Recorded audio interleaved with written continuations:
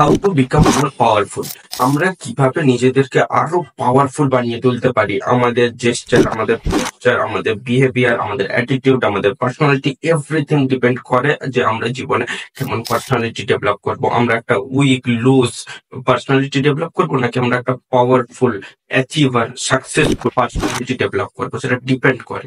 এই পার্সোনালিটি বা নিজেদেরকে আরো ইনহ্যান্স করে নিজের বেটার ভার্সনটাকে বের করার জন্য আমরা 8টা জিনিস করতে পারি। এই 8টা জিনিসের মধ্যে ফার্স্ট হচ্ছে বি কাম। নিজেকে শান্ত রাখার চেষ্টা করুন। কেউ যদি কোনো রকম ভাবে আপনাকে রাগানোর চেষ্টা করে, তবে আপনি রিঅ্যাক্টলেস হয়ে থাকুন। একদম শান্তভাবে ওই সামনের ব্যক্তিটাকে লক্ষ্য করুন যে সে করতেটা কি চাইছে।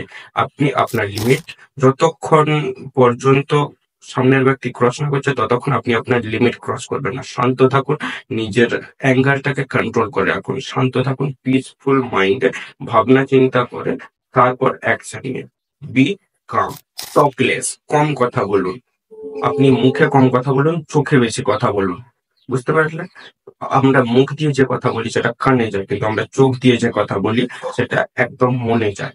তাই চেষ্টা করুন যে টকলেসলি, ইম্প্যাক্টফুলি একটা কমিউনিকেশন বিল্ড করা। অবজার্ভ মোর, বেশি করে অবজার্ভ করার চেষ্টা করুন। সামনের ব্যক্তিটা কি বলছে সেটাকে অবজার্ভ করার চেষ্টা করুন। আমাদের চারপাশে কি হচ্ছে সেই ঘটনাগুলো, ইভেন্টস গুলোকে অবজার্ভ করার চেষ্টা করুন। অবজার্ভ করে সেখান থেকে লার্নিংস নিতে হবে আমাদেরকে, যে আমরা কি শিখলাম এই অবজারভেশন গুলো থেকে, আমরা কি শিখলাম, চারপাশে এত কিছু হচ্ছে, এগুলো থেকে আমরা কি শিখলাম।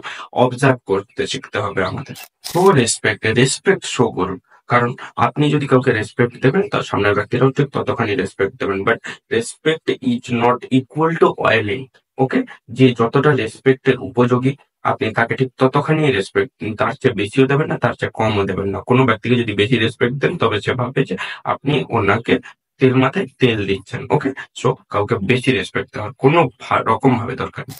মুভ ইন সাইলেন্স, সাইলেন্সে মুভ করুন, মানে হাঁটাচলা করুন সাইলেন্সে, সেটা নয়।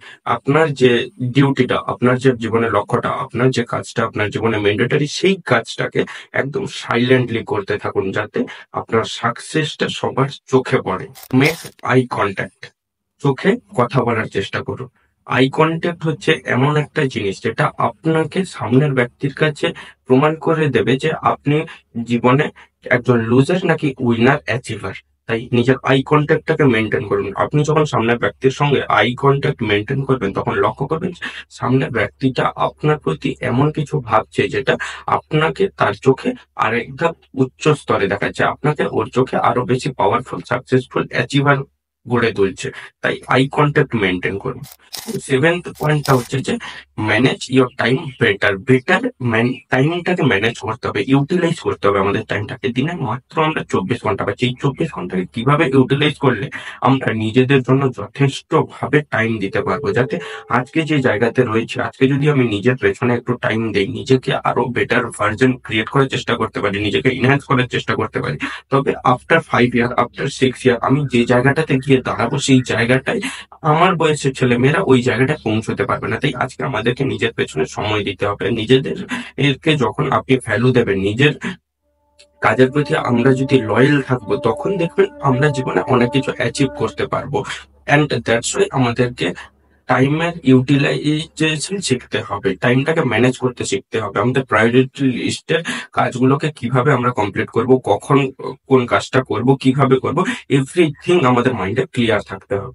At last and most important, যে থিঙ্ক বিফোর স্পিকিং, বলার আগে ভাবনা চিন্তা করুন। মুখ থেকে যে কথা একবার বেরিয়ে যায়, আর অর্জুনের ধনুক থেকে যে তীর একবার বেরিয়ে যায়, এই দুটো জিনিসকে কখনোই ফেরানো সম্ভব না। তাই এই কথাটা মনে রাখবেন যে প্রথমে মাথার মধ্যে ভাবনা চিন্তা করুন, একবার বলুন, 100 বার ভাবনা চিন্তা করুন, 100 বার ভাবনা চিন্তা করার পর গিয়ে একবার বলুন। কারণ আপনার মুখ থেকে যে কথা একবার বেরিয়ে যাবে, সে কথা ফেরানো সম্ভব নয়, এবং সেই কথাটাই ডিপেন্ড করছে যে আপনার কোন স্টেটটা সামনের ব্যক্তির কাছে দেখানো হবে। আপনি একজন লুজার, আপনি একজন হিরো, আপনি একজন আনসাকসেসফুল পার্সন, নাকি আপনি একজন পাওয়ারফুল, অ্যাট্রাকটিভ, পার্সোনালিটিফুল, পাওয়ারফুল পার্সন আপনি সামনের ব্যক্তিকে দেখাবেন। সেটা ডিপেন্ড করে যে আপনি কেমন ধরনের কথা বলছেন, কিভাবে কথা বলছেন, কখন কথা বলছেন, এভরিথিং ডিপেন্ড করছে আপনার কথা বলার উপরে। তাই মুখ থেকে একবার কথা বলার আগে আপনি মাথার মধ্যে 100 বার ভাবনা চিন্তা করে নেবেন যে আমি যে কথাটা বলছি সেটা ঠিক বলছি, হ্যাঁ কি না। তো আজকের ভিডিওটা এই পর্যন্ত, এবং আপনার কোন পয়েন্টটা, এই 8টা যে আমি টপিক বলেছি যেটা আমাদেরকে পাওয়ারফুল বানিয়ে তুলবে ফিউচারে, বা আমরা ধীরে ধীরে যেভাবে পাওয়ারফুল হতে পারি, এই পয়েন্টগুলোর মধ্যে কোন পয়েন্টটা আপনার বেশি সবচেয়ে ভালো লেগেছে আপনি কমেন্টে বলুন, এবং পরবর্তী ভিডিও কোন টপিকের উপর চান সেটা আমাকে জানান।